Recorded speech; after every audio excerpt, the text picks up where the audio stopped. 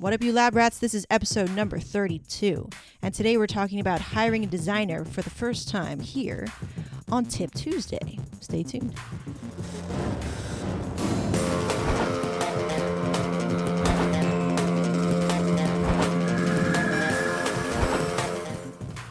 Hello, my friends, and welcome to the Lab Rat Dailies show, where I'm here daily with you in between the main show every Wednesday on the Get in the Lab podcast. This is kind of the little baby. You know, if like the Get in the Lab podcast had a baby, it would be this show, right?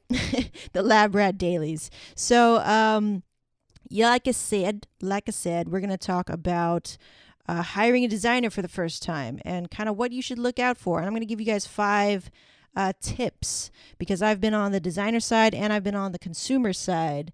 And I've learned a lot within the past 3 years now. So we're going to get into that right away. But before we get into that, a few announcements. What's going on this week? Today is a busy, I'm recording this on Monday and I put it out Tuesday, but today is very, very busy. Kevin is out actually. Kevin is actually out enjoying himself and not working. So let's give some props for him right now. All right. Let's give some props for him because I was telling him for the longest time ever, okay, you need to get a hobby. And you know what he found? He's one of those people where he needs to do stuff with other people or else he won't do it. So he's now out. We actually spent a whole weekend with him and his brother doing stuff, you know, being around each other and hanging out. And so maybe that is going to be his hobby, you know, go teach, hang out, be that older brother, that kind of thing. So I just want to say I'm very proud of him. So that means that I don't get complaints or him busting in my room being like, hey, we don't hang out. I'm like, no, we hang out enough. You just need a hobby. I don't know if you guys ever feel that way if you're in relationships. Like, maybe you just more busy. Maybe it just seems like I'm more busy because you only do like 2 things. Okay, so props to that, right? Big ups to that. Okay, so let's get into today's episode. Let's talk about hiring a designer for the first time. So I made the mistake a long time ago, which we're going to talk about later down the line in the week. We're going to do a little Throwback Thursday episode about, you know, first designs and lessons learned about design. But let's say you're ready to hire a designer right now. Okay, there are a couple of things that I feel that should be kind of ironed out before you hire a designer. And if you've already hired a designer, some maybe tips to kind of throw in there. Okay, so tip number 1, clarity. It's very hard, and I know it's kind of a general thing, but you've really got to be clear about who you are as a person and how you work with other people. And another thing, you know, who you are and your brand. Like, who is that? When I first started, I didn't know yet because I didn't have yet the time to kind of let things settle down and figure out who I was, like on the mic, and who I was comfortable putting out into the world. And you need to kind of give yourself time to get there, right? So when you say you decided you wanted to you know, start a business online and you wanted to hire a designer right away, and then that's something that's great if you absolutely know who you are, but I really, really doubt it because you haven't had the time to kind of evolve and learn a little something about yourself so that you can be, you know, pretty settled on who you are as a person online, because who I am online is not very different, but it's another branch of me. It's another kind of facet of who I am when the cameras are not rolling. I'm definitely more reserved. I do have to bring a little bit more energy to the mic and to the video and stuff like that. But, you know, it's just, I feel like if you hire a designer right out of the gate, you're just not seasoned enough. Okay. So you haven't really given yourself time. And that was a big issue for me because I didn't have clarity in what my brand was. I was really looking at, I had a really, really small kind of perspective about what I want and what kind of designs were out there and where did I fall between this spectrum and that spectrum. So clarity, okay, first and foremost. You've got to figure out who you are, especially if you are a content creator who has a podcast or a show. Figure out who you are on those levels and what your brand is and what you represent before you go and hire a designer. Because if you are very unclear, your designer is going to reflect that, right? They're going to come back with designs that aren't truly hitting it. And that was my experience when I first hired a designer. Okay, tip number 2. When you do finally decide on hiring a designer, and say maybe you've got your clarity and you've got all this and that,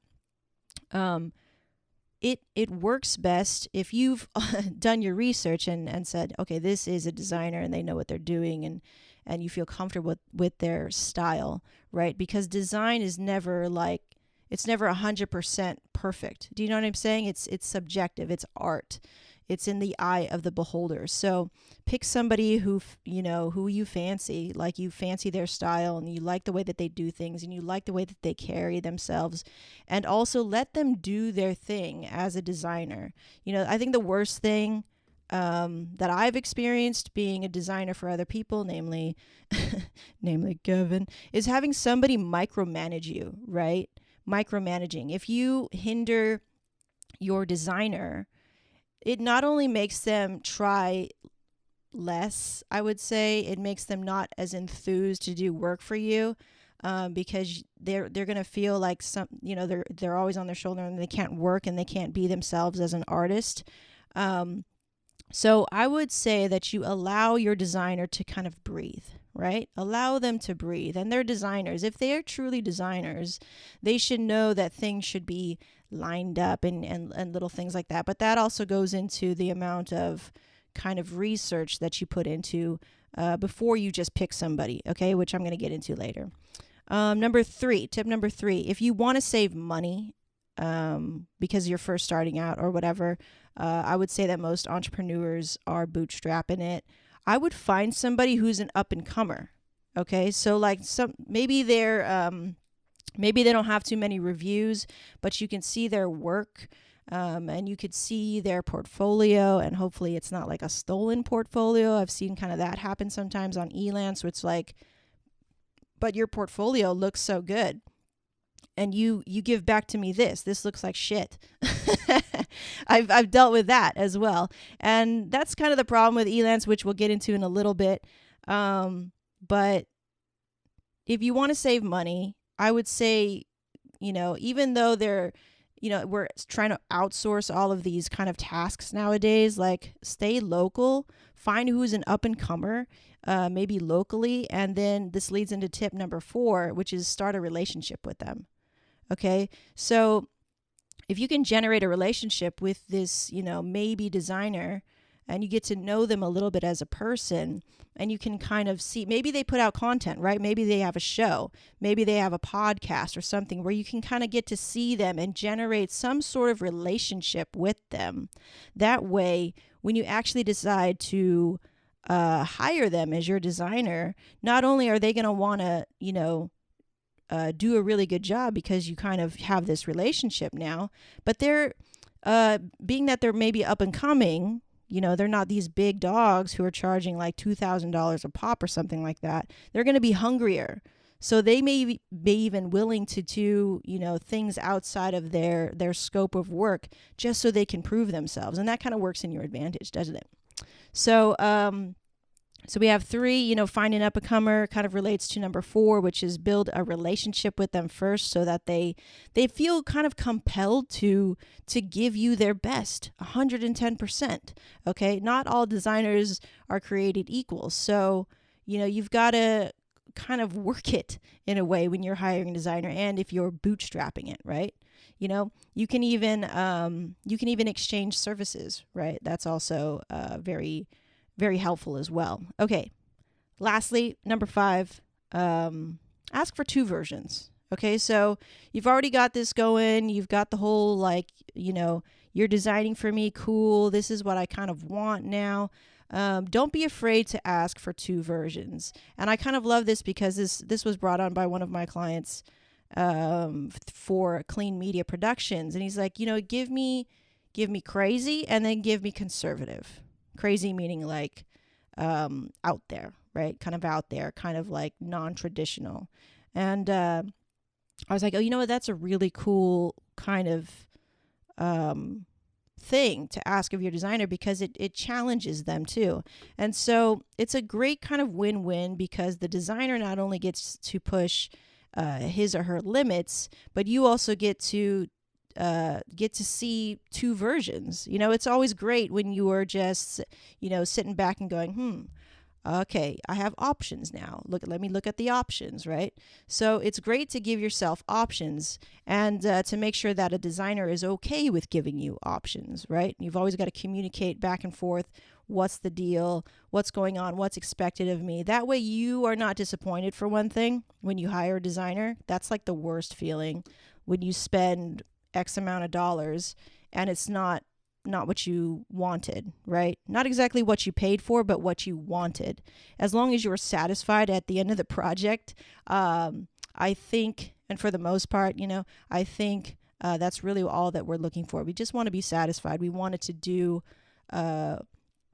what we want it to do, right? I hired you for a reason.